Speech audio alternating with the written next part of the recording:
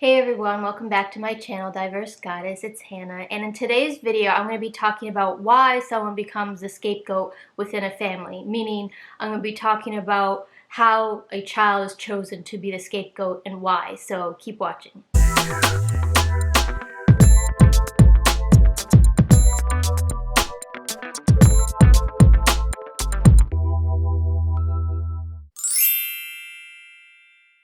So in my previous videos, I have talked about what a scapegoat is in a dysfunctional family system. I've also talked about how it feels to be a scapegoat within that family. So today I'm going to be talking about why a scapegoat is chosen to be the scapegoat. So maybe you or somebody you know has been a scapegoat within a family. So yes, I'm going to be talking about why they were put in that role in the first place. So whenever there is a scapegoat within a family system dynamic, there's always going to be a narcissist somewhere nearby.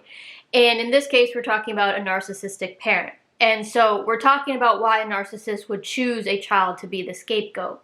Well, I should also mention that when a narcissistic parent chooses a child to be the scapegoat, it is done very intentionally. However, the reasons why they do it may be subconscious to the narcissistic parent themselves, meaning they know that they're doing it, they just may not know the reasons why they're doing it. But one reason why a child will be chosen to be the scapegoat of the family by the narcissistic parent is because this is the child that threatens the parent the most. This is the child that triggers the parent the most. And it can be that maybe the child has needs that the narcissistic parent can't meet or doesn't want to meet or doesn't have the tools or know how to handle this child.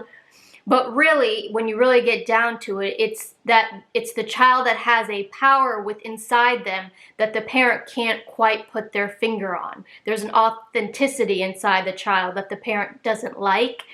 And that authenticity and that power threatens the narcissistic parent. And so that child is then chosen to be the scapegoat. And this power that I'm talking about, like I said, it's a form of authenticity, but really it's usually that the child is more emotionally aware and also more sensitive. And you can watch my video that I did on why sensitivity is a gift, but narcissists and narcissistic parents have no room for sensitivity. It's seen as a weakness on the narcissistic parent's side. And so therefore, the sensitivity within the child will be seen as a threat and will also be seen as a form of weakness. But even though a narcissistic parent might view the more sensitive child as being weak because of this sensitivity, subconsciously though, the narcissistic parent actually sees it as a strength, hence why they get so triggered and why they have to scapegoat the child in the first place, because it puts a spotlight on the narcissistic parent on what they lack. Another reason why a narcissistic parent will choose a child to be the scapegoat is if that child is displaying any forms of independence or self-sufficiency. Because that independence, which a child might be naturally, because believe it or not, there are children who are naturally independent, naturally self-sufficient, naturally have a sense of who they are.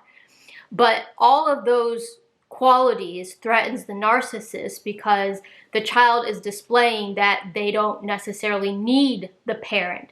They're showing that they're not dependent on the parent. And if the child isn't dependent on the parent, then the narcissistic parent sees that as a threat because it means it can't be controlled. And that's the number one thing a narcissistic parent wants, is control. So an independent child will often be a scapegoated child. When a narcissistic parent sees that one of their children has their own autonomy, basically, they are basically thinking, how dare you not need me? And how dare you be able to function without me, be able to get your needs met without me? It's almost like, how dare you? Because they almost see it as like a challenge to their authority.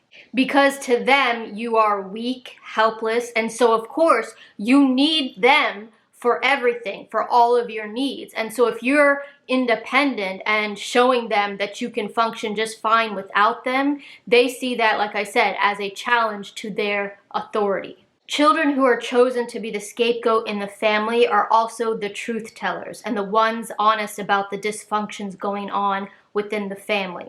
You put a light on the fact that the family is not perfect, and that is what the narcissist wants more than anything. They need to feel everything is perfect. And you telling the truth about what goes on behind closed doors is a no-no.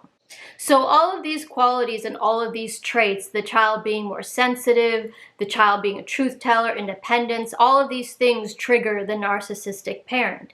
And when the child speaks up and speaks the truth about what's going on behind closed doors, the narcissistic parent doesn't see it as the child is just trying to get help for themselves because they think they're doing anything wrong, because a narcissistic parent does not believe they're doing anything wrong. And as I've mentioned, they see all of these traits and qualities as a challenge to their authority, and they almost see it as like a game. And so this game is one that they're going to win, and so they scapegoat you as a way to put you back in check or put you back in place. And even though on the conscious level, a narcissistic parent will see the scapegoated child as being the weaker one, but subconsciously they see them as the strongest one in the family because they have to do so much more to break them. And they want to break them because they are trying to control them. And the only way they can control them is to break them. And as I've mentioned, the scapegoated child is actually the strongest one, hence why they gang up on them the most. And I know some of you might be thinking, well, how is that possible? Because I was the weaker one in the family, because I was the smallest one, I was the youngest one, or whatever it was. Because oftentimes a narcissistic parent will see a vulnerability in the child they choose to scapegoat and capitalize on it.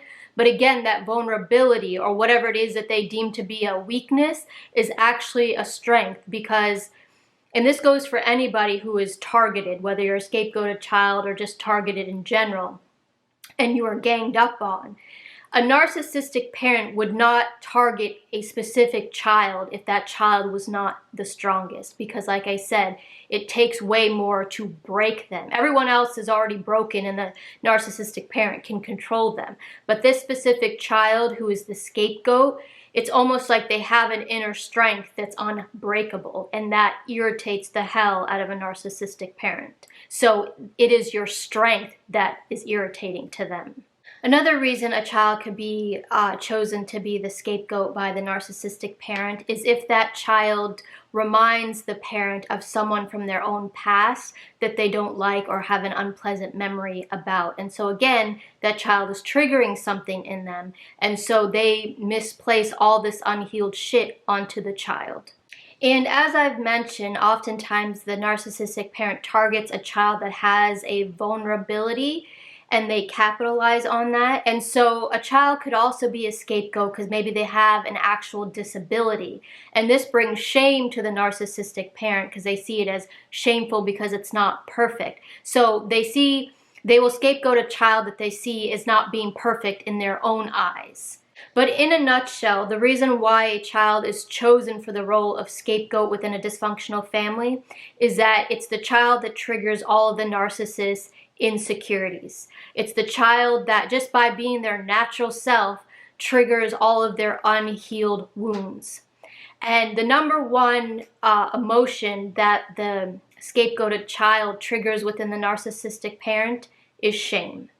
But even though the child triggers all of these things within the narcissist, this is not something that the child is doing on purpose. It's like I said, the child is just being their natural self, but it's triggering to the narcissist. So all of this is going on within the narcissist. It has no bearing or any truth on the child itself. It doesn't mean that the child is actually bad. It doesn't mean that the child is doing these things on purpose. It does not mean that the child is out to get their parents or is challenging their authority. This is just the child being in their natural essence, and that alone is triggering to the narcissist. So if you're programming by those around you, if you are the scapegoat or have been scapegoated, it's been that you are bad, that you are weak, or that you deserve this, or whatever it is, it's just not the truth. It's actually the polar opposite. Like I said, scapegoats are the truth tellers, they're the strongest, they're the most sensitive, and spiritually speaking, they're the most gifted. I often feel if all the scapegoats in the world found each other, healed, worked together, we would actually be a force to be reckoned with for the good of all life and humanity. Scapegoats are actually the real warriors of life. I always say this world is far more spiritual than people understand, and we live in a very upside down world where there are certain forces at play. Scapegoats are the ones with the most light. Everyone has light in them, but some people choose to walk away from that light. Scapegoats, it's almost like they have this superpower to not be broken by the world around them or the people around them. Yes, they may bend and they will certainly need to heal, and they will, but they always know who the hell they are. They always have a sense of who they are. It's intact. They also know whatever the narcissistic parent tried to make them out to be, which is the villain, basically. They just know that that is a lie. They just have that deep understanding. They have a deep understanding for justice.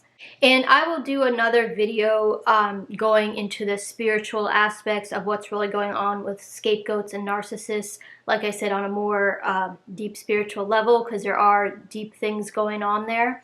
But to wrap up today's video as to why a child would be chosen to be a scapegoat by a narcissistic parent is because, for one, like I've mentioned, they are the truth tellers, they are the most sensitive, they are the warriors, and they are the ones who, in a nutshell, triggers the narcissistic parent the most. And unfortunately, the narcissistic parent does not have the tools, or didn't have the tools, to handle the child. And so they handled the child very wrong, and they scapegoated them. So on that note, I'm actually going to end today's video, and if you have any questions or comments, feel free to leave them in the comment section below. And don't forget to subscribe, like, and turn on notifications. And I will see you in the next video. Bye!